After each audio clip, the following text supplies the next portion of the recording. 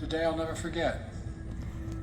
On behalf of the American people, I felt it was really important for a President of the United States to stand up and right a wrong that had been ignored for a long time and apologize for the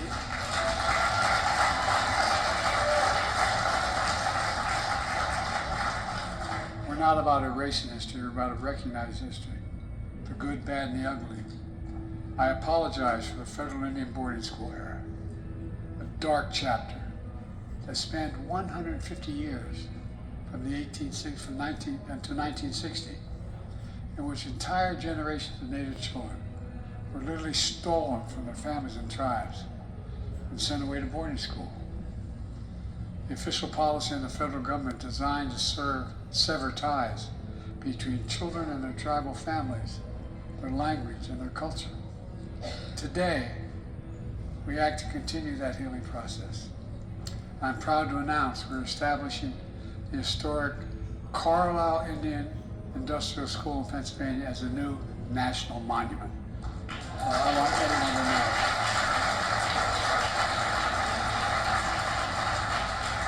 I don't want people forgetting 10, 20, 30, 50 years from now, pretend it didn't happen.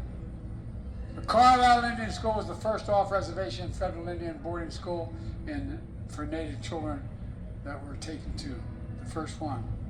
About 7,800 children from more than 140 tribes were sent to Carlisle, stolen from their families, their tribes, and their homelands. It was wrong. Making the Carlisle Indian School a national monument, we make clear that what great nations do. We don't erase history, we acknowledge it, we learn from it, and we remember so we never repeat it again.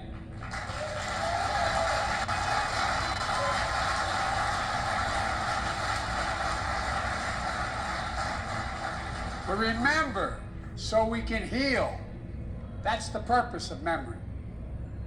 Now, part of the tragedy of Indian boarding schools is that they deliberately tried to erase the culture of tribes by ensuring that children lost their language and their traditions.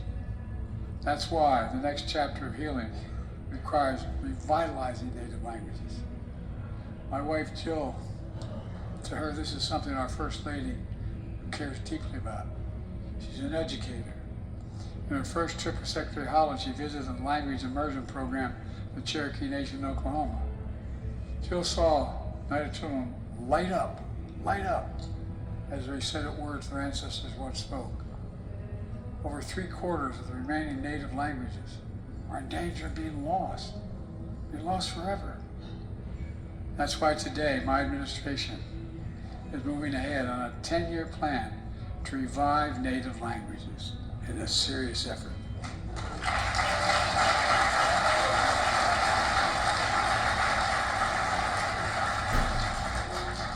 It's a vision that works with tribes and support teachers, schools, communities, organizations in order to save Native language from disappearing. This matters.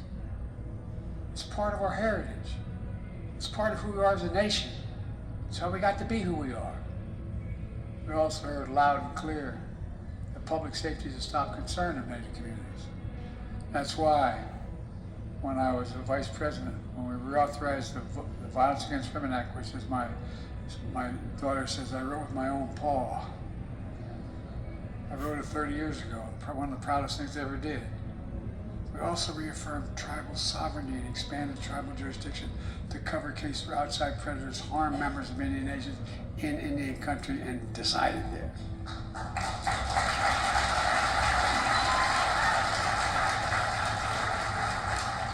I also signed an executive order to improve public safety and criminal justice to address the crisis of missing or murdered Indigenous people.